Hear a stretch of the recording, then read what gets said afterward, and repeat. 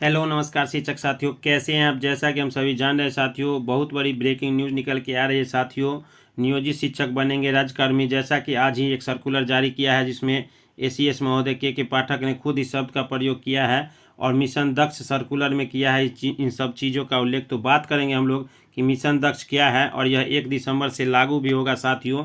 तो बहुत दिनों से बहुत सारे नियोजित शिक्षक जो है राज्यकर्मी के लिए काफ़ी बड़ी आंदोलन की लड़ाई लड़े, लेकिन सरकार ने टाल मटोल काफ़ी की। आज जाके एक पत्र जारी किया गया है जो मिशन दक्ष जो है वह एक प्रोग्राम है जो 1 दिसंबर से लागू होगा। इस संबंध में एसीएस महोदय जो के पाठक है, अपर शिक्षा सचिव, जिन्होंने आज एक पत्र जारी किया है मिशन दक्ष को लागू करने के संबंध में, और उसमें राज्यकर्मी शब्द का उल्लेख किया है जो और नियोजित शिक्षकों से भी आशा की है कि बीपीएससी के जितने भी शिक्षक हैं और उनके अलावे हमें अधिक से अधिक शिक्षकों की आवश्यकता है जो इस मिशन दक्ष को लागू करने में उनका सहयोग चाहिए। तो आइए एक बार फिर से हम लोग देखते हैं और बात करेंगे आज मिशन दक्ष के बारे में। तो सबसे बड़ी ब्रेकिंग न्यूज़ निकल के आ रही है साथियों, और ये पत्र भी जारी किया है, उस पत्र की भी हम चर्चा करेंगे। तो ब्रेकिंग न्यूज़ निकल के यही आ रहे हैं, नियोजित शिक्षक बनेंगे राज्यकर्मी, ये के पाठक जी के पत्र में यह इस बात का उल्लेख है। और मिशन दक्ष जो सर्कुलर जारी किया गया है उसकी भी हम लोग चर्चा करते हैं। तो एक फिर से आज के इस नए वीडियो में आप लोग का स्वागत है, और जो भी हमारे साथी अभी भी चैनल पर नए हैं वो ज़रूर चैनल सब्सक्राइब कर ले। आइए देखते हैं क्या कुछ इस पत्र में कहा गया। ये पत्र साथियों अभी अभी ही जारी किया गया है। यहाँ देख सकते हैं, शिक्षा विभाग बिहार सरकार, के पाठक, भारतीय प्रशासनिक सेवा, अपर मुख्य सचिव, सभी जिला पदाधिकारी को पत्र लिखा गया है साथियों। ये आज का पत्र यहाँ देख सकते हैं, 21/11/2023। सरकारी विद्यालय में बच्चों को दी जा रही शिक्षा की गुणवत्ता को सुधारने हेतु मिशन दक्ष जो है इसके संबंध में कल ही इसका एक ड्राफ्ट जारी हुआ था साथियों। आज इस ड्राफ्ट को अंतिम रूप दे दिया गया है और उसमें क्या सब बातें कही गई है उसकी भी हम लोग चर्चा करेंगे। और आइए थोड़ा तेजी से देखते हैं साथियों। बहुत लंबे समय से नियोजित शिक्षकों की मांग रही है, उसकी बातें अब थोड़ी सी सरकार, क्योंकि सरकार का भी अपना चुनावी रवैया एजेंडा हो सकता है साथियों। नियोजित शिक्षक कितने तो रिटायर कर गए हैं, किन्हीं को कुछ लाभ नहीं मिला है, ना एनपीएस मिला है। अब देखने वाली बात होगी कि कब तक यह शुरू होगा। आइए देखते हैं, थोड़ा सा पत्र को देख लेते हैं साथियों। शिक्षा विभाग ने जब से विद्यालय अनुश्रवण प्रणाली स्थापित की है तब से 2 बातें सुनिश्चित की जा रही हैं। विद्यालय में शिक्षक नियमित आ रहे हैं और छात्रों की उपस्थिति में भी वृद्धि हुई है। अब विद्यालय में शैक्षणिक माहौल बदला दिखाई दे रहा है। सघन अनुश्रवण के चलते विद्यालय के शैक्षणिक माहौल में सुधार हुआ है। किंतु एक और गंभीर बात सामने आई है कि यह स्पष्ट हुआ है कि हर विद्यालय के प्रत्येक कक्षा में कुछ ऐसे छात्र हैं जो पढ़ाई में बहुत कमज़ोर हैं, और यह स्वाभाविक होता है कि एक कक्षा में कुछ छात्र अत्यंत मेधावी होते हैं और कुछ औसत और कुछ बहुत ही कमज़ोर। तो ऐसा साथियों प्रायः देखा गया है। जो पढ़ाई में बहुत कमज़ोर होते हैं, इतने कमज़ोर होते हैं कि वे साक्षर नहीं कहलाए जा सकते, यानी वे हिंदी भाषा का एक शब्द भी नहीं पढ़ पाते। और स्वयं अपर मुख्य सचिव निरीक्षण के दौरान कक्षा 8 में ऐसे बच्चों को पाया हिंदी का एक शब्द भी नहीं पढ़ पा रहे थे। वह छात्र कक्षा 8 तक कैसे पहुंच गया, इस पत्र का उद्देश्य नहीं है। इस पत्र का उद्देश्य यह है कि वह छात्र कक्षा 8 में पहुंचने के बावजूद अब तक साक्षर क्यों नहीं हो पाया, उसे मौलिकता साक्षरता की जाए, कैसे प्रदान की जाए। इसी के लिए मिशन दक्ष जो है साथियों, मिशन दक्ष लाया गया है जैसा कि इन्होंने कहा है। और आइए इसी में हम लोग चर्चा करेंगे। जैसे नियोजित सब शिक्षकों को राज्यकर्मी की बातें इसी पत्र में कही गई है। इस बात को देखते हुए शिक्षा विभाग ने यह स्पष्ट कर दिया कि ऐसे कमजोर छात्रों के लिए मिशन दक्ष प्रारंभ किया जाए जो 1 दिसंबर 2023 से अनवरत अर्थात लगातार चलता रहेगा। और जिला स्तर पर अध्यक्षता में एक कमेटी का गठन किया जाएगा जिसका मार्गदर्शिका इसी पत्र के साथ संलग्न है साथियों।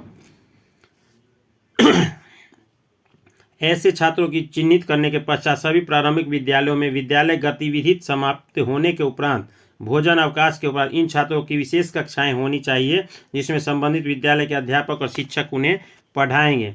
प्राप्त अनुभव के आधार पर ऐसे छात्रों की संख्या काफ़ी हो सकती है, अतः इन छात्रों को झुंड में नहीं पढ़ाया जा सकता है क्योंकि इन्हें व्यक्तिगत ध्यान देने की आवश्यकता होगी। अतः ऐसे छात्रों के अनुपात सुनिश्चित करना कि एक शिक्षक 5 से ज़्यादा छात्रों को न पढ़ाए। प्रारंभिक विद्यालय में इन शिक्षकों का दायित्व होगा कि वे 5 छात्रों को एडॉप्ट करें और उन्हें कक्षा के योग्य बनाएं जिस कक्षा में वह तकनीकी रूप से नामांकन कराए हुए हैं। जैसे कि अगर पहला का बच्चा है, दूसरा का बच्चा है, तीसरा का है, तो उसी क्लास के नामांकन के अनुरूप उनकी उपलब्धि को बढ़ाया जाए साथियों। अब आगे बात करते हैं साथियों। यद्यपि बिहार लोक सेवा आयोग द्वारा चयनित 65,000 प्रारंभिक शिक्षक इकोसिस्टम में आ चुके हैं, परंतु यदि प्रति शिक्षक 5 छात्रों का अनुपात रखा जाए तो स्वाभाविक है कि हमें शिक्षकों की कमी पड़ेगी। ऐसे माध्यमिक उच्च माध्यमिक विद्यालयों के शिक्षकों को भी निर्देशित दिया जाता है वे अपने फीडर एरिया के प्रारंभिक विद्यालय में जाके पढ़ाएं और पूरी तरह गणना की जाए कि हमारे विद्यालय इकोसिस्टम में लगभग 5 लाख शिक्षक हैं और यदि सभी शिक्षक 5 बच्चों को एडॉप्ट करें तो लगभग 25 लाख कमजोर बच्चों की विशेष कक्षाएं मिशन दक्ष के तहत ली जा सकती है। साथियों, अब बात करते हैं साथियों राजकर्मी शब्द की। तो बिहार लोक सेवा आयोग से नवनियुक्त अध्यापकों से शिक्षा विभाग की काफ़ी आशाएं हैं। नियोजित शिक्षक भी अब राज्यकर्मी होने जा रहे हैं। यही सदियों इसी के लिए आज का वीडियो इसी पर था। नियोजित शिक्षक अब शीघ्र ही राजकर्मी बनने जा रहे हैं या होने जा रहे हैं, अतः इनसे यह आशा करना व्यर्थ नहीं होगा। मतलब नियोजित शिक्षकों से भी सरकार ने आशा किया है कि वह अपनी भौतिक व दैहिक उपस्थिति से बढ़कर विद्यालय में वास्तविक उस उपस्थिति दर्ज कराए। 1 जुलाई तक से अनुश्रवण के बावजूद होने का स्पष्ट है कि माध्यमिक विद्यालय में पर्याप्त संख्या में शिक्षक विद्यालय मौजूद तो रहते हैं किंतु खाली बैठे रहते हैं और अध्यापन संबंधित कक्षाएं बहुत कम है। अतः सभी माध्यमिक विद्यालयों को यह निर्देशित दिया जाए कि सभी माध्यमिक विद्यालय के शिक्षक प्रतिदिन कम से कम 6 कक्षाएं लें।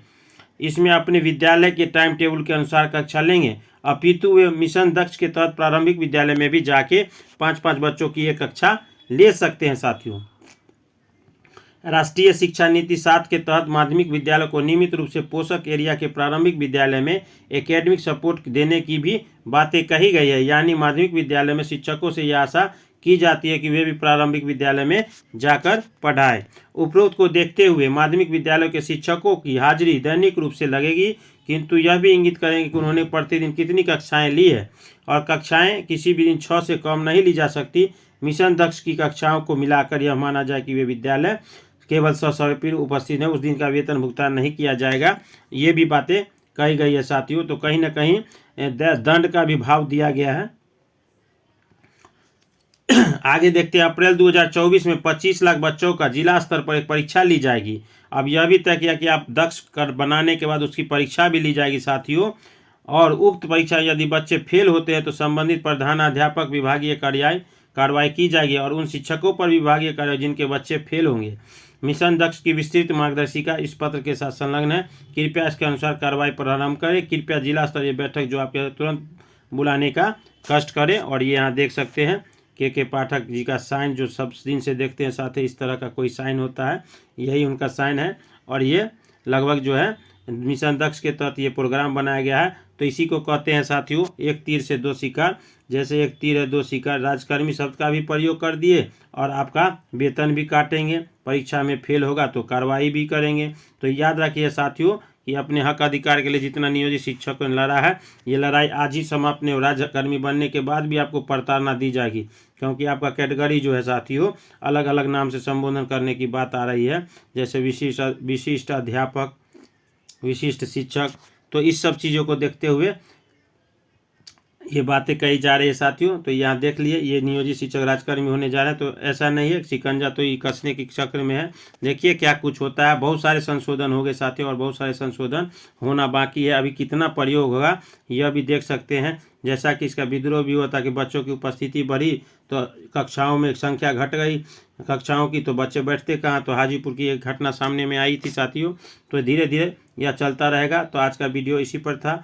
फिर नई वीडियो के साथ, नई जानकारी के साथ फिर मिलेंगे और मिशन दक्ष में क्या क्या है उसकी भी चर्चा करेंगे। तब तक के लिए धन्यवाद।